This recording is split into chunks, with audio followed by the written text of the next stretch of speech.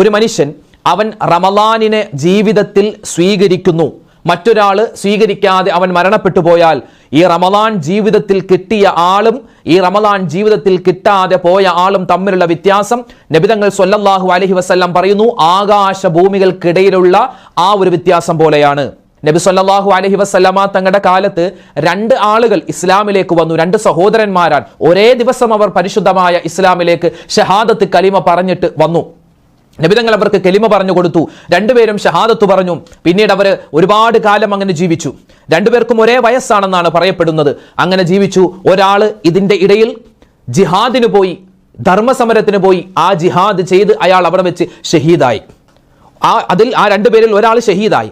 മറ്റേയാൾ ഇയാൾ മരണപ്പെട്ട് 1 വർഷം കൂടി കഴിഞ്ഞിട്ടാണ് സ്വാഭാവികമായി പനിയോ അതുപോലത്തെ ഒരു അസുഖം വന്ന് കിടന്ന കിടപ്പിൽ മരണപ്പെടുന്നത്. ഈ 2 ആളുകളെയും 2 സഹോദരന്മാരെയും മഹാനായ ത്വൽഹ റളിയല്ലാഹു തആല അൻഹു സ്വപ്നം കാണുകയാണ്. സ്വപ്നം കാണുമ്പോൾ ഈ ജിഹാദ് ചെയ്ത് ഷഹീദായ, ധർമ്മസമരം ചെയ്ത് ഷഹീദായ സഹോദരൻ സ്വർഗത്തിൽ കടക്കുന്നതിന് മുമ്പ് സ്വാഭാവിക മരണം സംഭവിച്ച ആ സ്വഹാബിയാണ് സ്വർഗത്തിൽ കടക്കുന്നത്. നബിയോട് വന്ന് ഒരു ആശ്ചര്യത്തോടു കൂടി പറഞ്ഞു, നബിയെ, ഞങ്ങൾ ചെയ്യുന്ന ഈ ധർമ്മസമരത്തിന്, ഈ ജിഹാദിനൊക്കെ പ്രതിഫലം കുറവാണോ? എന്താ നീ അങ്ങനെ ചോദിച്ചത്? ആ സമയത്ത് ഈ സംഭവം പറഞ്ഞു കൊടുത്തു. 2 സഹോദരന്മാരുണ്ടായല്ലോ, ഒരാൾ ജിഹാദ് ചെയ്തു മരണപ്പെട്ടു, ഒരാൾ സ്വാഭാവിക മരണമാണ് സംഭവിച്ചത്.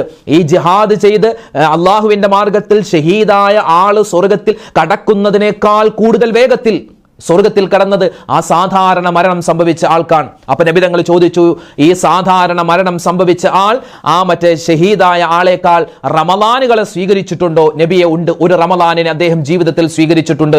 ഒരു റമളാൻ അദ്ദേഹത്തിന് കിട്ടി എങ്കിൽ അതാണ്. അപ്പൊ പ്രിയപ്പെട്ടവരെ, റമളാൻ ജീവിതത്തിലേക്ക് വരിക, അൽഹംദുലില്ലാ അൽഹംദുലില്ലാ, അത് ഭയങ്കര സന്തോഷമാണ്. സന്തോഷമാവണം. കഴിഞ്ഞ വർഷം നമ്മുടെ കൂട്ടത്തിൽ റമളാൻ നോമ്പ് പിടിക്കാനും ഇഫ്താറിനും അതുപോലെ തറാവീഹ് നിസ്കരിക്കാനും ഇഅ്തികാഫ് ഇരിക്കാനും ഒക്കെ നമ്മുടെ കൂടെ പള്ളിയിലും വീട്ടിലും കവലയിലൊക്കെ ഉണ്ടായിരുന്ന നമ്മുടെ കൂട്ടുകാർ ഇന്ന് പലരും ഖബറിലാണ്. നമുക്ക് അല്ലാഹു തആല ഒരു റമളാനിനെ സ്വീകരിക്കാനുള്ള സൗഭാഗ്യം തന്നു. അതുകൊണ്ട് മനസ്സറിഞ്ഞ് എല്ലാവരും ഒന്ന് പറഞ്ഞേ, അൽഹംദുലില്ലാഹി അലാ കുല്ലി ഹാൽ. പറഞ്ഞേ, അൽഹംദുലില്ലാഹി അലാ കുല്ലി ഹാൽ. ഒന്നുകൂടി, അൽഹംദുലില്ലാഹി അലാ കുല്ലി ഹാൽ. അല്ലാഹുവേ, പടച്ചവനെ, പരിശുദ്ധമായ റമളാനിലേക്ക് നീ ഞങ്ങളെ എത്തിച്ചു.